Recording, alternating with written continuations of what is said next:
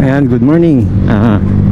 Hindi na ko magandang angle dito sa ano, parang ito lang kasi lagi nakikita nyo. Hindi nyo na nakikita yung kalsada.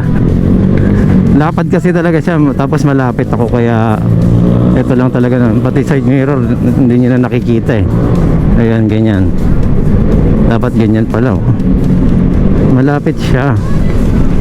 Okay, ayun. Speed to tayo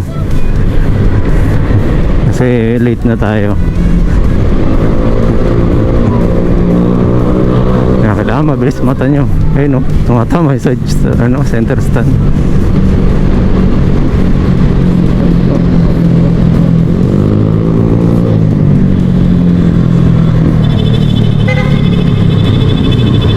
Kulang sa diskarte yung ano, tingin sa malayo.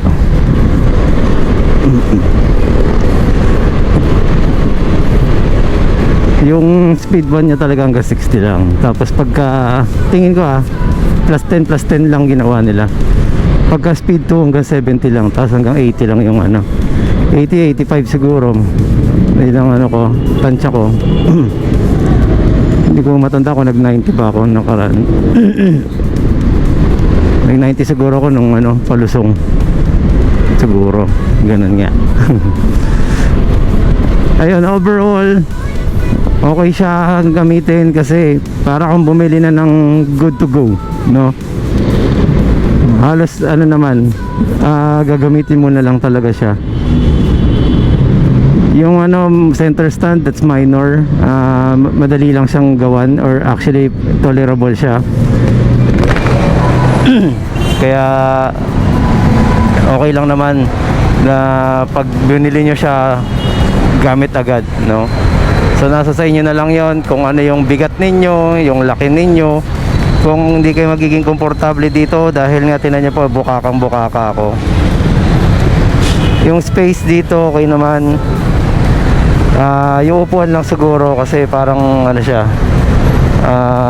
lagi ito, ayan o, mayroon kasi siyang ganito. So kung sakali, pwede siguro isang diretso mangyari para medyo maka-usog-usog ako. So ayan. So makikita ninyo na nakaabante talaga ako, dahil lalo na pag may angkas, maliit yung ano, yung upuan ano. So yun, eto sticker lang naman to, glow in the dark, diba? Galing no? Speed 1. Ano tayo ulit? Ay, kapay, excited, masakit dyan ko kailangan natin mas mabilis. Dahilan, sabihin, natataik ka ba? Isasabayan ko kayo. Yan, speed 3 na ako. Mabulin natin yung stoplight. Wala, stop pa rin.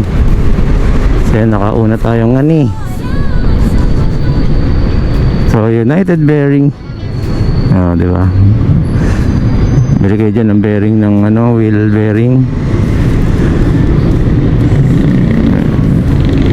Sumasabay yung Honda Click kaya napa speed 3 tayo.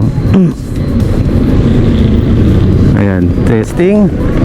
Tingnan natin ngayon kung mapatakbo natin ng sagad ng 3 hanggang 4. Ay nako, kita nyo yan.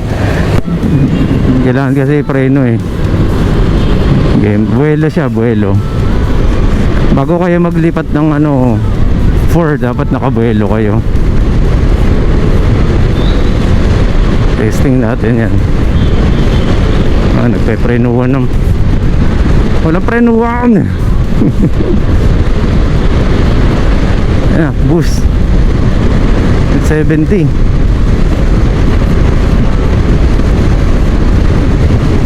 Ayun na,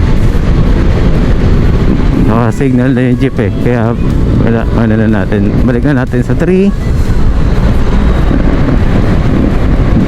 Wala, buwelo talaga siya, medyo mabagal niyang kunin, pero okay lang. Hindi naman tayo lagi nangangarero sa kalsada. Ang importante lang, sumasabay siya sa takbuhan, di ba? So 20 kilometers na. Guys, nakaka 150 kilometers na tayo nung umalis. So 170 na. So mga mag 180. Hindi lang 210 kilometers na gamit natin. So far, yun, sa 200 wala akong masabi kundi okay naman dahil nga nagagamit natin nang wala tayong minomodify pa. May hindi ko rin ginagalaw yung yung kaha. Yung kaha niya mukhang matibay naman, di siya malutong. Tapos yung natutuwa lang ako dito, ang ginamit nila yung pang hose, pang duktungan ng hose do eh. Ayan, kailangan natin preno para pag ready na umandar. Okay. Ayun lang muna guys, at tayo, hahaba na naman yung video. Yun lang muna, maraming salamat, thank you. Ayan o, meron na rin tayo dito sa Japan guys. So okay, once again, Marvin Chua Motovlog po, maraming salamat po. Salamat din po sa mga nag-subscribe. Okay, bulol pa no?